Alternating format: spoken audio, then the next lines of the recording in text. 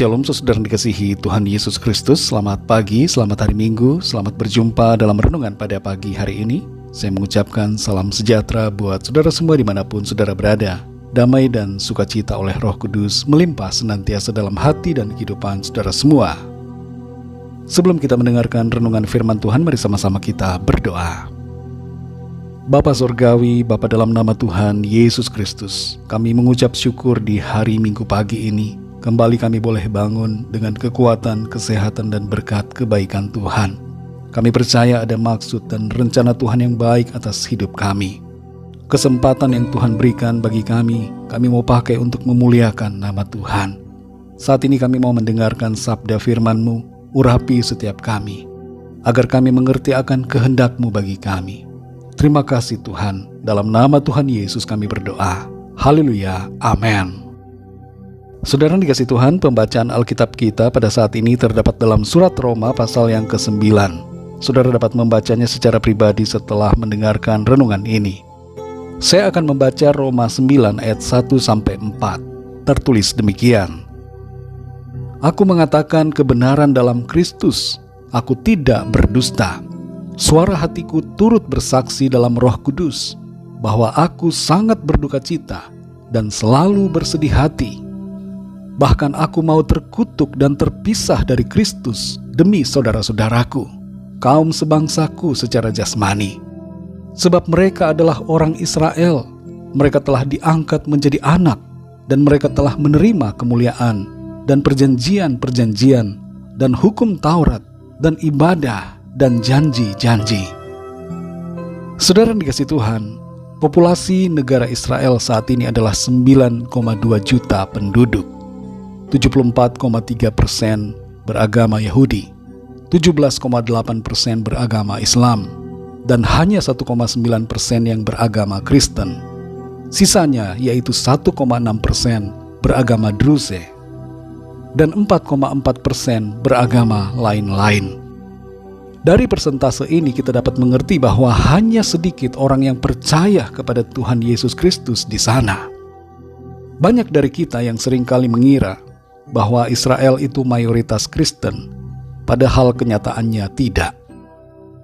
Dalam ayat-ayat yang baru kita baca dan dengar, Rasul Paulus mengungkapkan suatu kondisi hatinya yang sangat bersedih. Kesedihan Rasul Paulus merupakan suatu kesedihan yang mendalam, sebagaimana yang dialami juga oleh Nabi Yeremia ketika melihat mereka tidak mau percaya dan pada akhirnya mengalami penghukuman. Rasul Paulus memiliki belas kasihan yang begitu besar atas bangsanya sendiri, yang secara lahiriah adalah umat pilihan dan umat perjanjian. Tapi pada kenyataannya mereka telah menolak pilihan dan perjanjian Allah dengan cara memberontak dan tidak mau percaya kepada Tuhan Yesus Kristus, yang adalah Mesias dan Allah yang harus dipuji. Kesedihan atas sikap bangsa Israel juga pernah ditunjukkan oleh Tuhan Yesus sendiri. Dan itu tertulis dalam Matius 23 ayat 37. Pada saat itu Tuhan Yesus memandang ke arah Yerusalem dan bersedih hati karena kebebalan mereka. Tuhan berkata, "Berkali-kali aku rindu mengumpulkan anak-anakmu, sama seperti induk ayam mengumpulkan anak-anaknya di bawah sayapnya, tetapi kamu tidak mau." Sejak dulu Allah telah berulang kali merindukan Israel menjadi umat kesayangan yang taat, tapi mereka terus memberontak. Dan saat Allah menyatakan dirinya dalam keadaan sebagai manusia, mereka menolaknya. Saudara yang dikasihi Tuhan, kebebalan dan pemberontakan Israel lahiriah merupakan keadaan yang menjadi pelajaran berharga buat kita, agar kita tidak memberontak terhadap Tuhan. Saudara dan saya telah dijadikan sebagai umat Tuhan. Kita adalah Israel secara rohani. Kita adalah anak-anak perjanjian dan umat perjanjiannya yang kudus, yang telah dipilih oleh karena kasih anugerah dalam iman oleh pengorbanan Kristus di atas salib. Telah dinubuatkan oleh Nabi Hosea bahwa yang bukan umatku akan kusebut umatku, dan yang bukan kekasih, kekasih. Saudara dan saya yang tadinya bukan umat Tuhan, dijadikan sebagai umatnya, dan kita yang tadinya bukan kekasihnya dijadikan sebagai kekasih Tuhan. Secara lahiriah kita bukan bangsa Israel. Secara lahiriah kita bukan umat pilihan, tapi kita menjadi umat Tuhan oleh karena darah Kristus. Kita menjadi kekasih Tuhan oleh karena iman dan pilihan Allah atas kita. Dalam 1 Petrus 2 ayat yang ke-9 tertulis, "Tetapi kamulah bangsa yang terpilih, imamat yang rajani, bangsa yang kudus, umat kepunyaan Allah sendiri, supaya kamu memberitakan perbuatan-perbuatan yang besar dari Dia, yang telah memanggil kamu keluar dari kegelapan kepada terang-Nya yang ajaib." Saudara yang dikasihi Tuhan, jangan kita heran bila Israel menolak Tuhan dan hanya sedikit dari mereka yang percaya. Hal ini bukan untuk diresponi dengan kebencian, tapi kita responi dengan kasih atas jiwa-jiwa yang menolak dan yang belum mengenal Tuhan Yesus. Dan kita juga responi dengan ucapan syukur atas pilihan Allah atas kita yang telah diselamatkannya. Saudara dan saya adalah umat perjanjian. Karena itu mari kita berterima kasih kepada Tuhan karena pilihannya atas kita. Mari kita berdoa, saudara. Bapa kami yang di surga, Bapa dalam nama Tuhan Yesus Kristus, kami sungguh bersyukur untuk firman-Mu yang sudah kami dengar. Kami mengerti bahwa kami yang percaya kepadamu adalah umat pilihan-Mu, umat-umat perjanjian-Mu ya Tuhan. Kami yang bukan umat-Mu dijadikan sebagai umat-Mu. Kami yang dulunya bukan kekasih dijadikan sebagai kekasih-Mu Tuhan. Kami bersyukur karena kami dilayakkan, kami telah ditebus, kami telah dibenarkan, kami telah diangkat sebagai anak-anak-Mu ya Tuhan.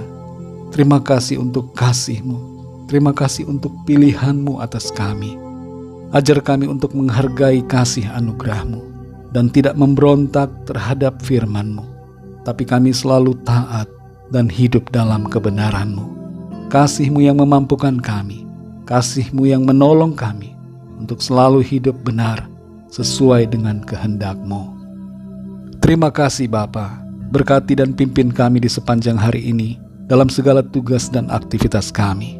Kami berdoa mohon lawatan Tuhan atas setiap kami yang sedang dalam pergumulan, sakit penyakit, berbagai persoalan, agar Tuhan memberikan pertolongan, jalan keluar, mujizat-Mu, kesembuhan-Mu terjadi atas setiap kami. Dan kami alami pertolongan, kami alami kemenangan yang dari Tuhan. Terima kasih Tuhan, kami bersyukur dan menyerahkan segala sesuatunya ke dalam tangan kasih-Mu. Kami percaya kami alami sukacita, kemenangan dan berkat-berkat Tuhan. Terima kasih Tuhan, hanya dalam nama-Mu yang kudus, nama Tuhan Yesus Kristus, kami sudah berdoa dan mengucap syukur. Haleluya. Mari sama-sama kita berdoa doa Bapa kami. Bapa kami yang di sorga, dikuduskanlah nama-Mu, datanglah kerajaan-Mu, jadilah kehendak-Mu di bumi seperti di sorga. Berikanlah kami pada hari ini makanan kami yang secukupnya, dan ampunilah kami akan kesalahan kami, seperti kami pun mengampuni orang yang bersalah kepada kami. Dan janganlah membawa kami ke dalam pencobaan, tetapi lepaskanlah kami daripada yang jahat, karena Engkaulah yang mempunyai kerajaan dan kuasa dan kemuliaan sampai selama-lamanya. Amin. Terimalah berkat Tuhan. Tuhan memberkati engkau dan melindungi engkau. Tuhan menyinari engkau dengan wajah-Nya dan memberikan kasih karunia. Tuhan menghadapkan wajah-Nya kepadamu dan memberikan damai sejahtera. Berkat anugerah dari Bapa Surgawi, cinta kasih karunia dari Tuhan Yesus Kristus, dalam persekutuan dan penghiburan Roh Kudus, menyertai kita semua sekarang ini dan sampai selama-lamanya. Dalam berkat nama Tuhan Yesus Kristus. Haleluya. Amin. Puji Tuhan, saudara yang dikasihi Tuhan, saya percaya firman Tuhan menjadi berkat dan kekuatan buat saudara semua, dan Roh Kudus akan menolong saudara untuk lebih lagi memahami kebenaran firman Tuhan.